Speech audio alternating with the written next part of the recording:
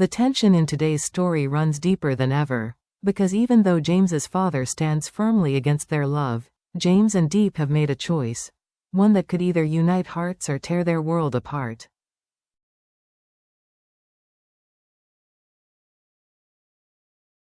After years of waiting, enduring judgment, and fighting quiet battles in the shadows, the two have finally decided, no more hesitation.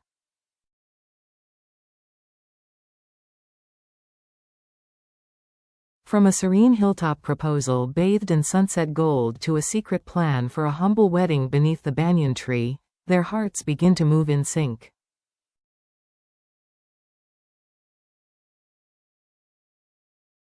But behind that calm surface, a greater storm brews, one that will test not only their love but the very meaning of family.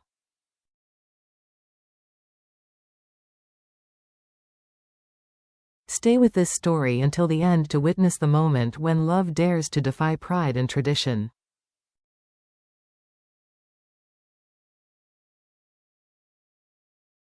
The phone buzzed sharply, slicing through the thick silence of James's office. He glanced at the screen. Father.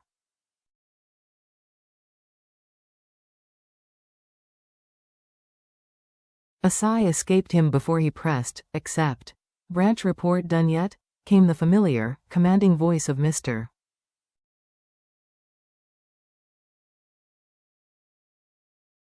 Son. James flipped through a pile of papers. Almost, he said, but then, as always, the real reason for the call emerged.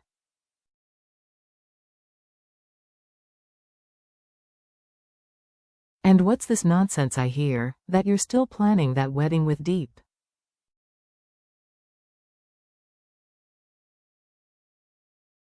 James froze mid-page, his grip tightening until veins showed along his wrist. Dad, he said carefully, we're not giving up.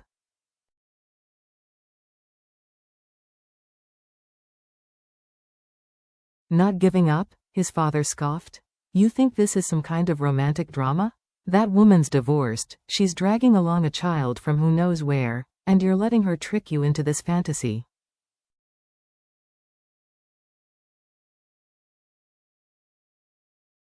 James's jaw set, his tone steady. You've never even met her, Dad. You're judging her based on gossip.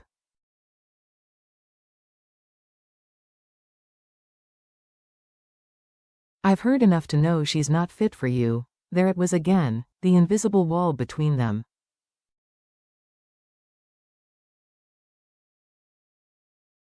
Years of control, years of unspoken resentment, years of a father believing he always knew best.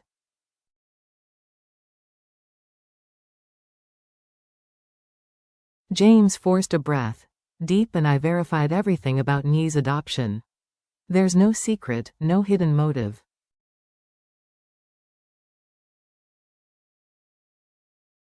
She's just a little girl who needed love. Love, Mr. Sun spat. Love doesn't fill a stomach, James.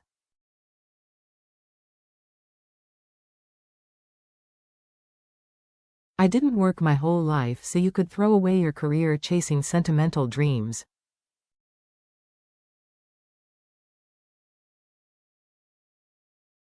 The words struck deep. James's voice cracked slightly as he replied, I'm not throwing anything away, Dad.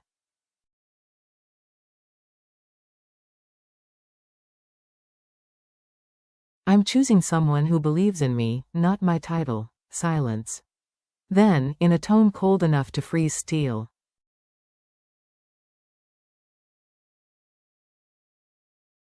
I won't forbid you, but don't expect my blessing. James stood motionless, the phone still pressed to his ear.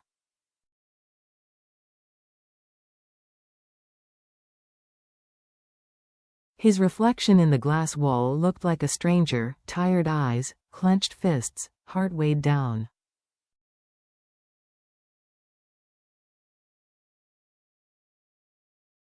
Outside, storm clouds gathered across the horizon, heavy and unmoving, a mirror of his father's pride.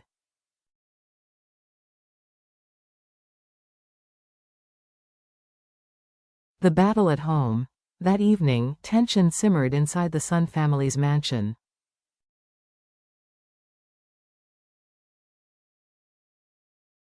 The chandelier cast fractured light over polished marble, glinting coldly off Mr. Sun's face as he paced.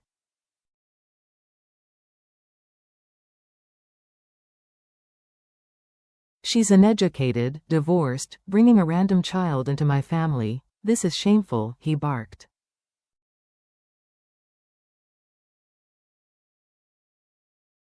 Mrs. Huyen, his wife, placed her teacup down gently, her voice calm but sharp. You talk about shame.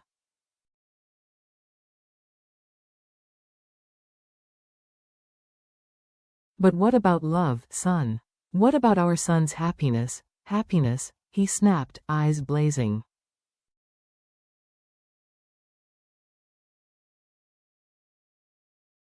Happiness doesn't last when reality hits. Do you want him to suffer like we did?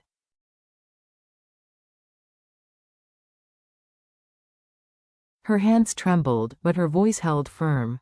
We suffered because of poverty, not because of love.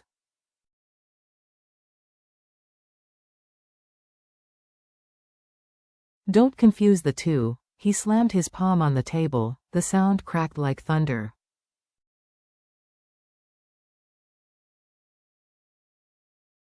I built all this from nothing. And now you want me to watch him ruin it all for a woman who doesn't belong in our world?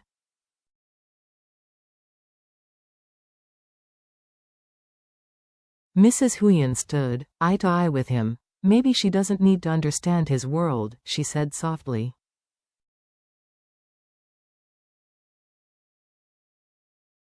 Maybe she's helping him build a new one. For a moment, silence filled the room. Only the ticking clock dared to move.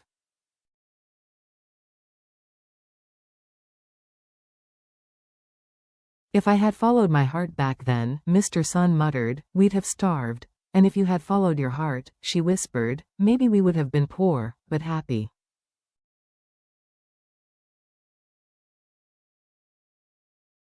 He turned away, chest rising and falling heavily.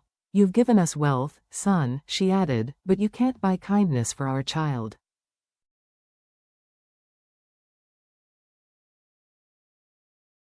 He grabbed his coat and stormed out, the slam of the door echoing like a cannon shot through the hall.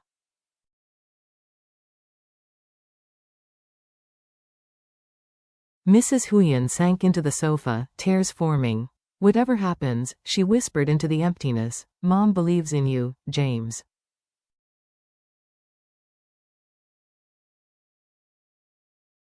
A week later, James's truck rumbled up a dirt road lined with tall grass and wildflowers.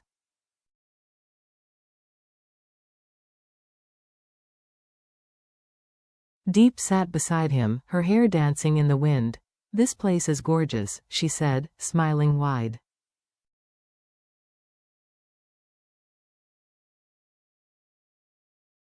I thought you'd like it, James replied. I used to come here when I needed clarity.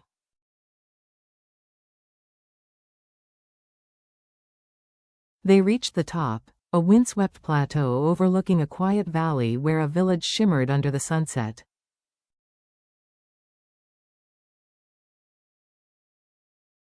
Cooking smoke drifted lazily, children's laughter carried on the breeze. It's like a painting, Diep whispered.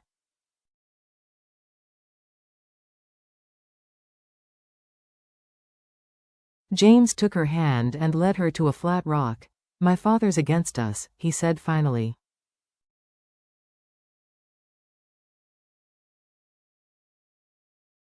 And I don't think he'll change his mind anytime soon. I know, she murmured. He doesn't think I'm enough for you.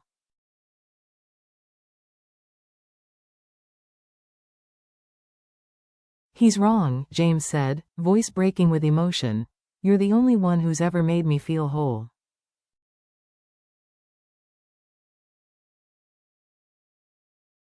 Tears welled in her eyes. I don't want you to fight your family for me. This isn't about fighting him, James said.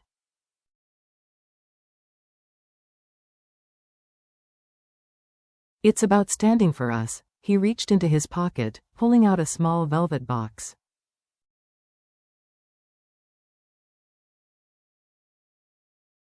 Diep gasped. James, he knelt down. This isn't my first proposal, he said softly.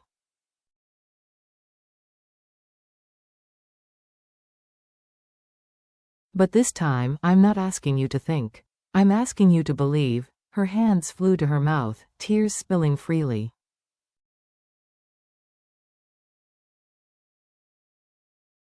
After everything, you still want to marry me? She laughed through tears. I turned you down twice because I was scared you'd regret it.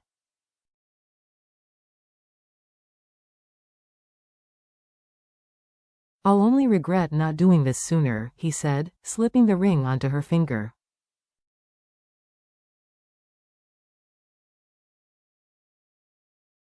For a moment, the world went still. The wind, the birds, even the distant hum of the valley seemed to pause.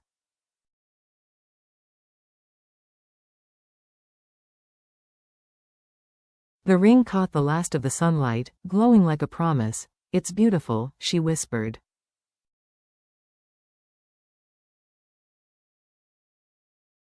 He stood, pulling her close. We'll marry soon, Deep.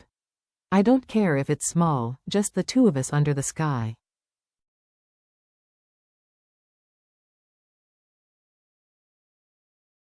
She hesitated. Your father, he'll come around, James said softly. And even if he doesn't, I'll still choose you.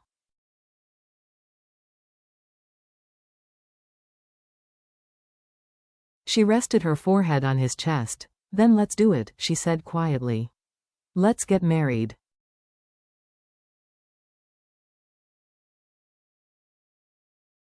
The next morning, James woke early. Golden sunlight spilled across the wooden floor.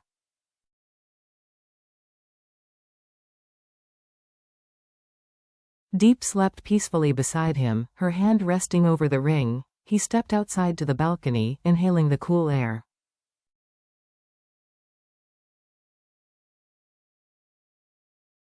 Below, the village stirred to life. A rooster crowed, a motorbike started, someone called out selling bread.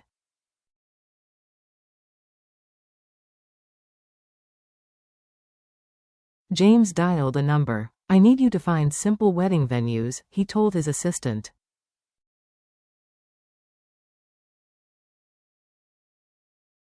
Soon, within weeks. When Deep came to breakfast, she found him at the table, laptop open, calendar lit up.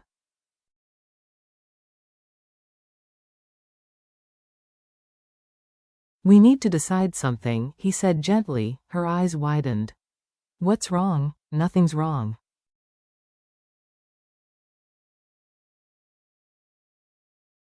I just don't want to wait anymore. Wait for what? For our wedding, she froze.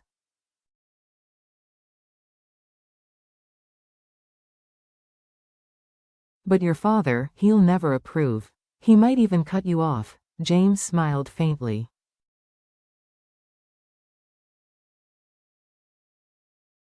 Then he'll miss seeing his son's happiest day. Tears glimmered in her eyes. You really mean it?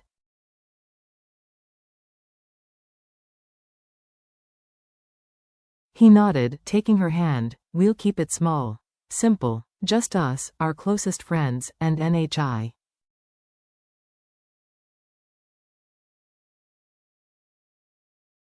I want her to see what forever looks like. Deep blinked rapidly, overwhelmed. Are you ready for the consequences?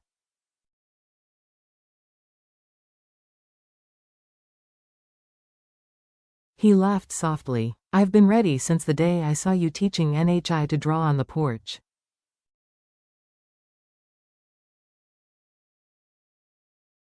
That was the moment I realized, this is home. That afternoon, they returned to the hill.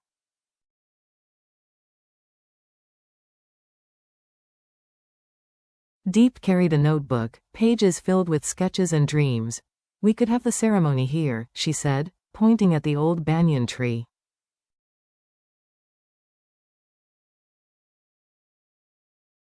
Look how its roots hold the earth, it's like a blessing, James smiled. It's perfect.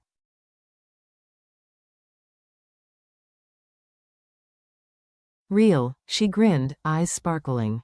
I've dreamed of this for too long to leave it to chance.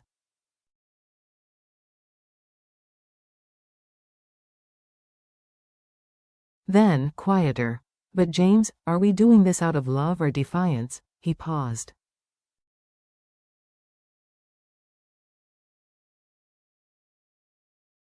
Both, maybe. But mostly love. Deep nodded slowly. Then we do it soon. No more waiting.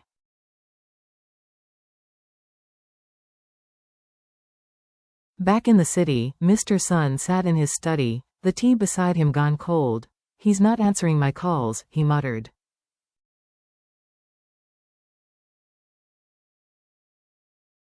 You pushed him too hard, Mrs. Huyen said softly. He's throwing away everything for that woman.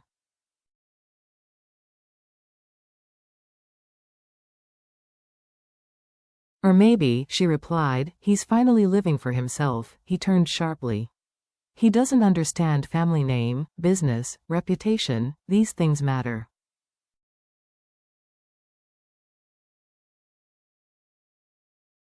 Mrs. Huyen's eyes softened. What matters more, your pride, or his happiness?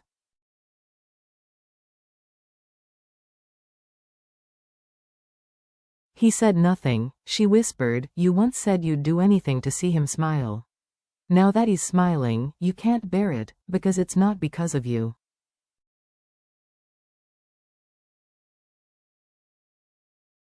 Mr. Sun looked away, jaw tight. He's planning a wedding, isn't he? She nodded. Soon.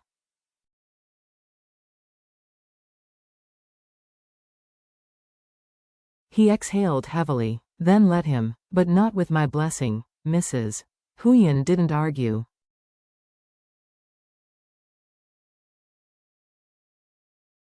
Then don't expect him to ask for it. In their small farmhouse, Deep stitched her white dress by hand, simple linen, soft, elegant.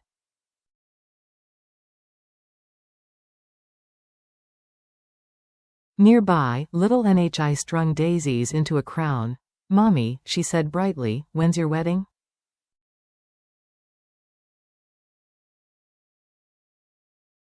Soon, sweetheart. Will Grandpa come? Deep hesitated, then smiled gently. Maybe not.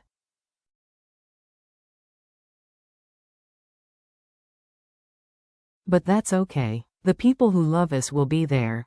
Nhi placed the daisy crown on her head.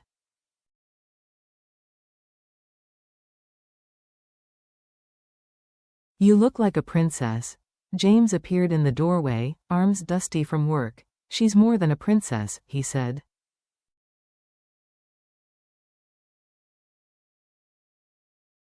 She's my future, Deep blushed. Don't say things like that in front of her, Nhi giggled.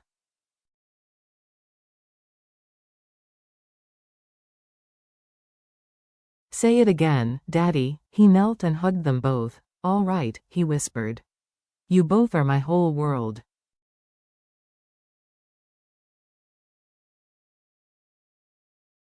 That night, beneath a sky thick with stars, they sat on the porch, hands entwined.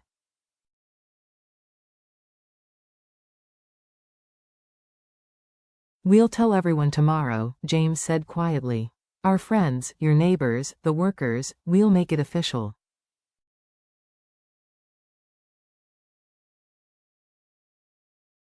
They'll talk, Deep murmured. Your father's friends, the company board, let them, James said softly.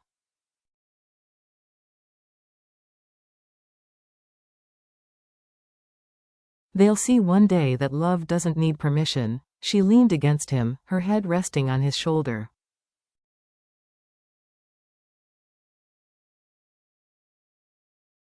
Then it's settled, she whispered. We'll hold our wedding soon. The night deepened. Crickets sang, the scent of pomelo blossoms drifted through the air.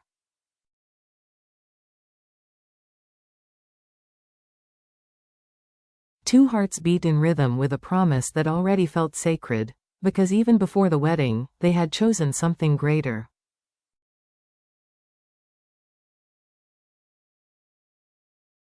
A life built not on approval, but on love.